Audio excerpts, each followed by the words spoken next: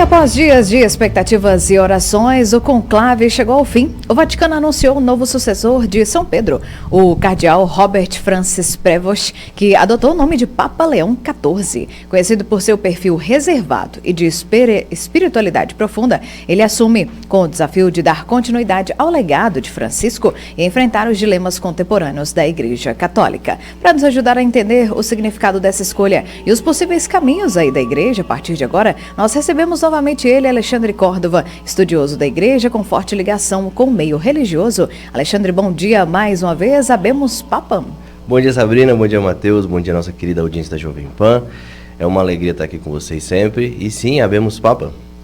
Alexandre, um bom dia para você, bem-vindo aqui à Jovem Pan, sempre um prazer receber você aqui. E muito foi se especulado, muito foi se esperado, tinha expectativa de que pudesse hoje pela manhã sair o nome de um novo Papa, mas acabou saindo na tarde de ontem, a 1h08 horário de Brasília. Quando anunciado o nome do novo Papa, Papa Leão XIV, o que a gente pode entender desse nome Papa Leão XIV, indicando justamente o perfil deste novo Papa? Olha, eu acho que vai ser um Papa com um papado muito complexo, a gente vai ter que entender muitas coisas. O Papa Leão XIII, né, que foi o antecessor de Leão XIV, foi um Papa conservador, um Papa que escreveu contra as ideologias, um Papa muito filósofo que teve um longo papado, o segundo maior papado da história da humanidade, depois de Pedro, quase 30 anos de pontificado. No entanto, ele chega com o nome deste Papa, porém, falando da sinodalidade, falando de acolher, falando que a igreja é como a Praça de São Pedro, que abraça o mundo, falando do Papa Francisco, então demonstrando que ele está de um lado, mas também de outro. Em outras palavras, um homem muito aberto ao diálogo, um cardeal apoiado tanto por conservadores como por progressistas. Então, é um Papa que não chegou com aquele caráter autoritário, como já tem muita gente falando, é um homem que chega com os olhos marejados, que se veste de frente do Papa Francisco, mas não usa o sapato de camurça. Então é um homem que está disposto a dialogar, é um homem que providencial pelo Espírito Santo, que o Espírito Santo nos deu nesse momento. Pois é, ontem você não citou o nome dele, né? Citou outros nomes. E aí, te surpreendeu? Me surpreendeu. A gente já teve vários conclaves assim, né? Vamos pegar, por exemplo, o cardeal o Bergoglio, o Papa Francisco. No conclave do Papa Bento XVI, ele ficou em segundo. Então as pessoas esperavam que viria o Papa Francisco. O próprio Papa Francisco não esperava. Mas, por exemplo, no conclave de São João Paulo II, existe uma história que um brasileiro foi eleito, que ele era o favorito, mas ele não quis, então alguns se reuniram e votaram no João Paulo II, que ele não queria, não esperava. Então o Espírito Santo tem essas coisas, né? Às vezes a gente sabe que ele está indo para lá, mas de repente ele muda o percurso.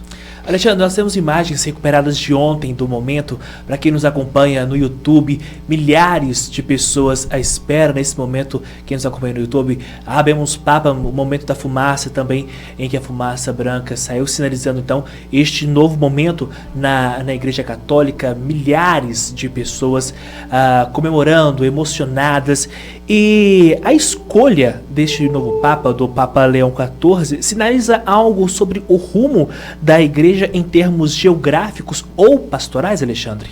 Indica as duas coisas, porque o Leão XIII foi um Papa de virada do século, né? Um Papa do século XIX para o século XX, e ele é um homem de raízes europeias, pai e mãe Espanha e França, nascido nos Estados Unidos, mas bispo no Peru. Formado na mentalidade de Santo Agostinho, religioso, mas doutor em Direito Canônico na Universidade de São Tomás de Aquino. Então é um homem que está em todos os cantos, tem uma experiência vasta. Então é um homem muito capaz de articular tudo isso. Eu fiquei muito feliz com essa escolha. Alexandre, tem uma outra questão também que saiu nos noticiários e ganhou repercussão, é que ele teria acobertado 2 papas sobre 2 casos de assédio. Inclusive, outras indicações também apontam que ele mesmo teria levado esse caso para indicação, o afastamento destes 2 papas. Até que ponto essas polêmicas podem afetar estes anos de papado dele? Olha, quem conhece muito profundamente dentro da história da igreja, né, e a história da igreja atual, sabe que é muito difícil a gente não ter ou um padre ou um bispo que tenha algum tipo de denúncia, algum tipo de fofoca, né? Vamos pegar aqui a própria cidade de Patos, né? Repercutiu há poucos dias atrás uma via-sacra que fizeram ali na catedral, e aquilo de alguma forma mancha, né, a história do pároco ou do bispo, mas quando a gente vai entender profundamente, né, eu trabalho no Tribunal Eclesiástico da Arquidiocese de Boston, nos Estados Unidos, e pego muitos casos assim. Então, assim, isso pode, de alguma forma, num primeiro momento, gerar uma certa tensão, mas a gente tem que entender profundamente esses casos, né? Então, quando a gente escolhe um bispo, como foi escolhido agora da Diocese de Patos para a Diocese de Oliveira, os padres são escolhidos para nomear um bispo. Quem vocês querem que o bispo? Quem é uma pessoa boa? Todo mundo dá um nome e a Santa Sé valida. Mas às vezes nem os padres sabem se aconteceu alguma coisa ou não. Entende? Você fala, aquele professor é muito bom, ele pode ser um bispo. Entende? Então, assim, tem que entender o que aconteceu e seguir em frente. É isso. Alexandre, qual a sua expectativa pessoal para esse novo tempo aí na Igreja Católica? Eu acho que vai ser um papado de uns 10, 15 anos, né? Porque não é um mocinho, né, como o Tagle, mas tampouco é uma múmia, né, de 90 anos. Eu estou esperando para ver as primeiras encíclicas, os primeiros discursos, né, sobretudo o primeiro discurso com os cardeais, mas eu vi que é um muito simples. Eu tenho amigos que seguem ele no Facebook, gente que conhece ele, e olha, a foto do Facebook dele é ele montado num cavalo, né, indo visitar as comunidades no Peru. Então, um homem simples, mas ao mesmo tempo sabe o que veio, ou seja, a personalidade de Papa, a autoridade de Papa, o leão, mas ao mesmo tempo o homem disposto a acolher e conversar. A CNBB, inclusive, chegou a informar que ele teria uma pregação marcada para vir ao Brasil, se não me falha a memória, nesta ou na outra semana, mas devido ao falecimento da morte do Papa Francisco, isso acabou sendo inviabilizado. Alexandre, a partir de agora, ele é um novo Papa. O que acontece com ele? Ele já fica no Vaticano, ele deve retornar à sua cidade para pegar as suas coisas e morar definitivamente ali. Como que fica essa logística para um novo Papa? Bom, ele é um Papa, além de Papa, de Bispo, ele é um Papa missionário. Então, como é que funciona? Os missionários na igreja, eles não têm praticamente nada. Ele tem a roupa do corpo igual o Papa Francisco, tinha uma batina, né, tinha os seus sapatos. O Papa Francisco nunca voltou em Buenos Aires, não tinha nada para pegar. Se precisa de alguma coisa, a Santa Sé providencia.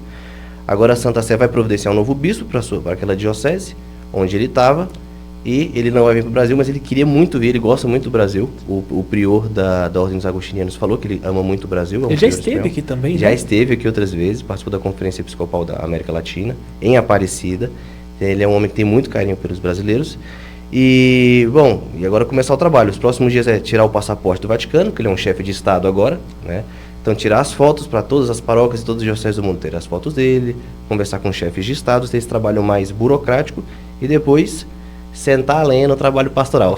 Alexandre, agora trazendo um pouco aqui para o nosso país, porque ele tem a passagem pelos Estados Unidos, pelo Peru também, já esteve no Brasil, teve uma forte presença no Peru. Como que esse legado, esse trabalho dele a partir de agora pode impactar principalmente o nosso país? Olha, vai impactar principalmente porque nós temos uma coisa muito semelhante ao Peru, que são as comunidades distantes. Todos os Andes ali nós temos comunidades que de difícil acesso, etc. E aqui, sobretudo no interior, nas grandes capitais a gente não vê isso, mas no interior a gente tem muitas comunidades, são 15, 16 quilômetros daqui, né, comunidades rurais, etc. E ele foi um homem que conseguiu viver muito bem isso. Ou seja, alimentar com a palavra, pastorear todas essas comunidades. Então ele é um homem que vai mostrar para os padres, bispos, seminaristas, diáconos no Brasil como pastorear, ou seja, tem como ajudar todo mundo. A gente tem como acolher todo mundo, tem como se dispor e dar a vida por todos, né? Que foi o que Cristo fez, né? Dar a vida, buscar as ovelhas que estão lá longe, lá, entendeu? Lá no barreiro de não sei o que, né? E eu acho que ele vai mostrar isso pra gente e eu estou muito ansioso para ver o que vai acontecer agora. Nossa, excelente. Também, aguardando para ver este novo momento na Igreja Católica que consequentemente impacta todas as religiões, todas as pessoas. Alexandre, muito obrigado pela sua participação aqui na Jovem Pan Patos. As portas estão sempre abertas e é sempre um prazer recebê-lo aqui no nosso estúdio. Muito obrigado. Muito obrigado, Matheus. Bom final de semana. Muito obrigado, Sabrina. Muito obrigado, pessoal que nos ajuda e ouvintes da Jovem Pan. Bom final de semana. Fiquem com Deus. Tchau, tchau.